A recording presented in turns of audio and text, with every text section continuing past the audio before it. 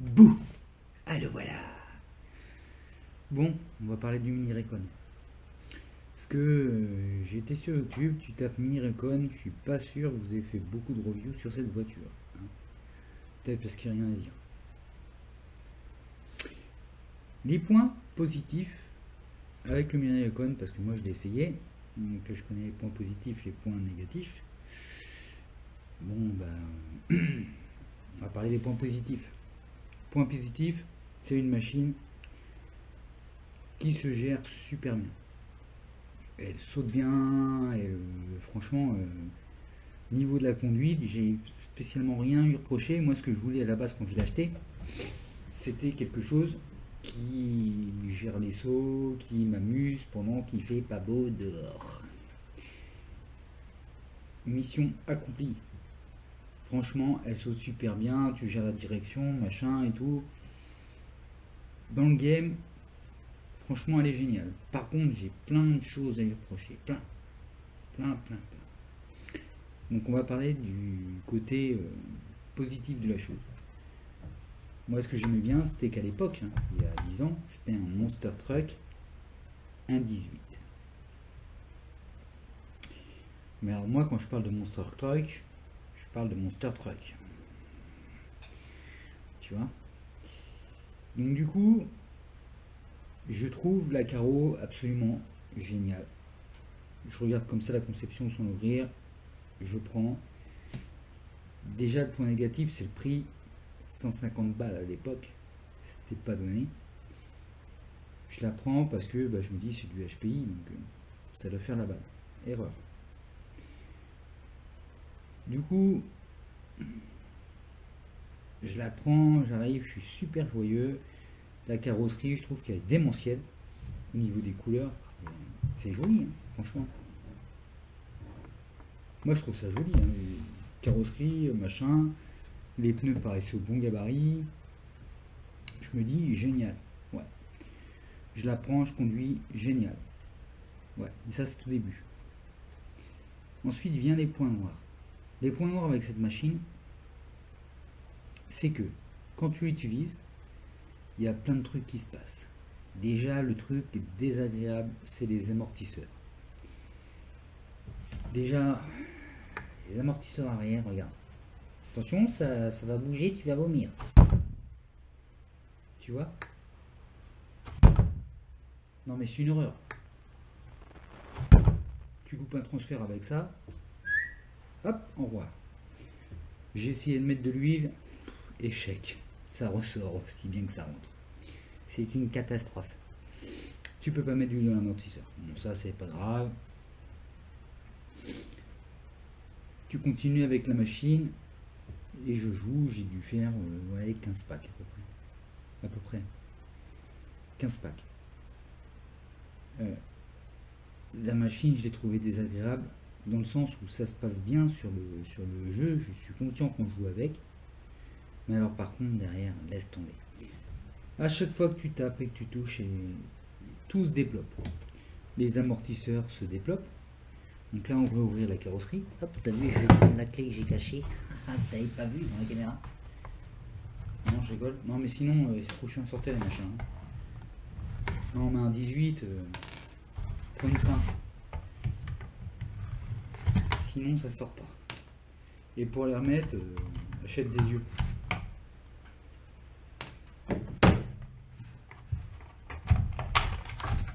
Carrosserie relativement costaud quand même. Hein. Ça, pour le coup, j'ai pas eu trop de problèmes avec la carrosserie. Ça, c'est le point positif. Point négatif, c'est qu'à chaque fois que tu joues avec cette machine, les amortisseurs, ils peuvent pas s'empêcher de popper comme ça. Tu vois, parce que tu vois, voilà.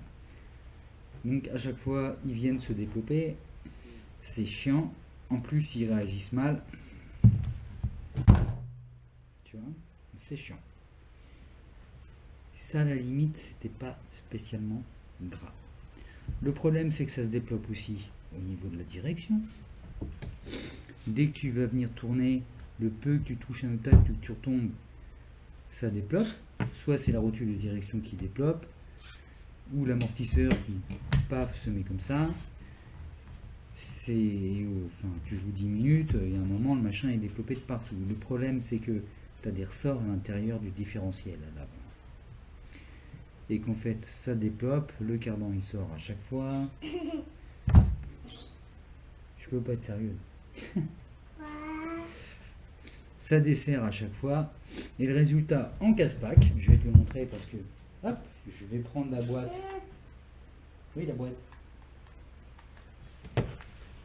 Où j'ai mis une radio de côté. Quand tu reçois avec la machine, c'est super sympa parce que tu as toujours des pignons et des couronnes en plus donc, pour faire des tests. C'est qu'à force, ça matraque les cardans, ça matraque tout en fait. Tu vois, à l'intérieur du cardan, au niveau du diff, tu as ce petit ressort. C'est le seul qui a encore envie de chercher, pas les mecs, les autres ils ont disparu. Et des fois tu trouves des vestiges, comme ça là, hop. Au bout de 15 packs, hein, le truc il est mort. Hein. Je sais pas si tu as vu la taille de l'amortisseur que je t'ai montré avant. Regarde les cardans. Non mais regarde comment c'est limé là. En 15 packs. Donc du coup tout se déboîte. Et ce qui devient génial au départ, c'est pas terrible. Hein. D'accord. Donc du coup, tiens, oh, si regarde, il y a encore un morceau de ressort. Enfin, tu vois comment ça finit. Regarde, top, les ressorts, comment ils ont fini. Regarde. Une catastrophe. Du coup, j'ai tout changé au bout de 15 packs pour me dire on est reparti et le moteur m'a lâché. Moche, hein. Donc sur ce coup-là, pas génial sur la solidité. Ça se déploie de partout. Ça va, ça se développe de partout et c'est pas génial. Donc du coup, j'étais un peu frustré sur ça. Tu vois, ça se développe, machin. Donc là, j'ai tout remis à neuf parce que je veux d'avoir une machine qui soit en mauvais état. Donc là, tout est remis à neuf, les cardans sont neufs, tout est neuf.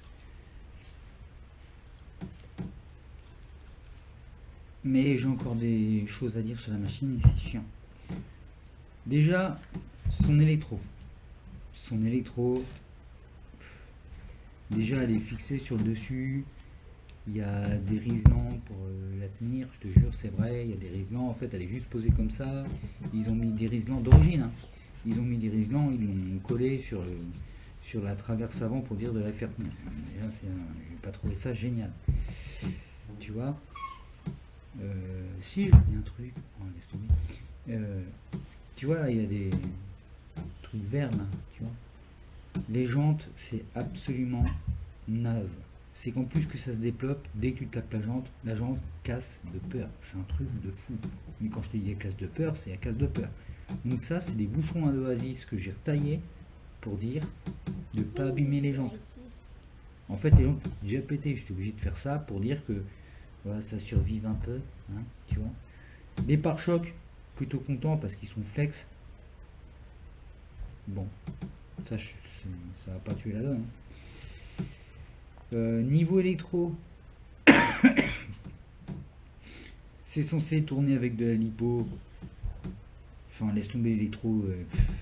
Quand tu es censé plus avoir de jus, elle est censée te mettre en sécurité. Le truc, c'est qu'elle se met pas en sécurité. Elle fait nawak.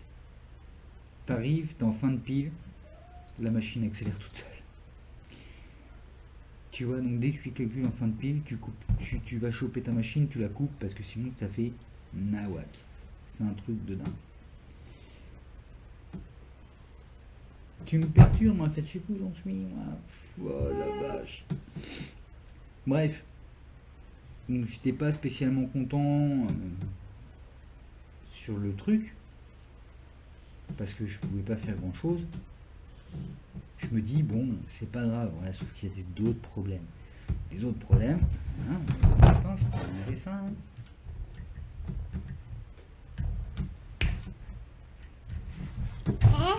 Oui. Ah. Bref, plein de trucs. Tu vois, ça c'est le bac à batterie. Tu vois, ça c'est le truc, ça m'a tué en fait. Que la machine elle a des problèmes, il y a ci, il y a ça, etc.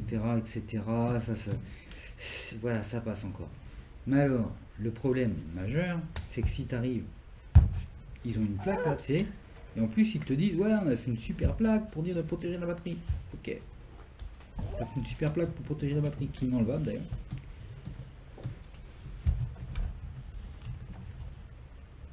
Oh, ça me ferait péter les plombs, ça.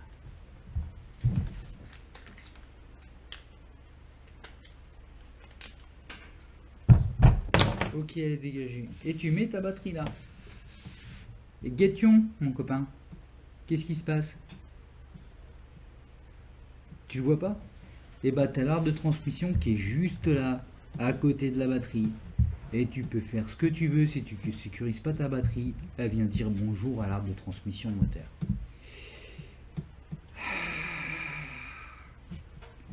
Comment dire que quand...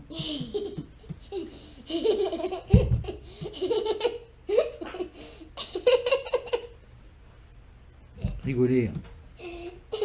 Il faut, c'est bon.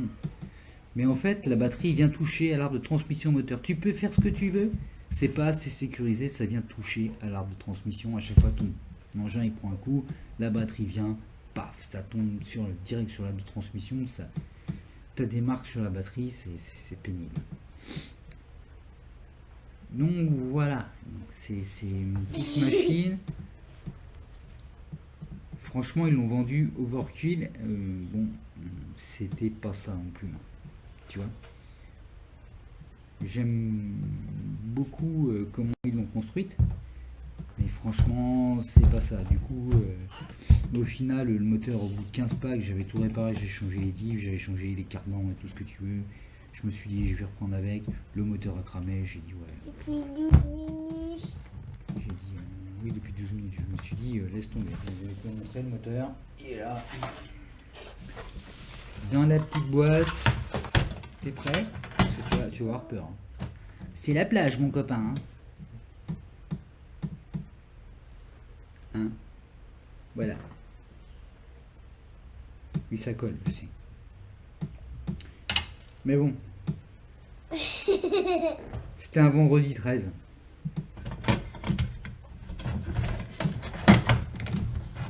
On va refaire ça. Parce que j'ai envie de la faire tomber dans les cartons. Mais crois-moi bien qu'on va mettre un moteur brushless et que j'espère que il y a des petites pièces ou des petits trous qui se vendent et tout, qu'on puisse changer un peu le truc. Parce que moi, voilà, ça c'était mon premier indice vide, j'étais relativement déçu. Tu vois? T'as rien à dire toi? C'est bon? Ok. Ah, piraterie. Bon, allez, ciao les gars. On va faire ça.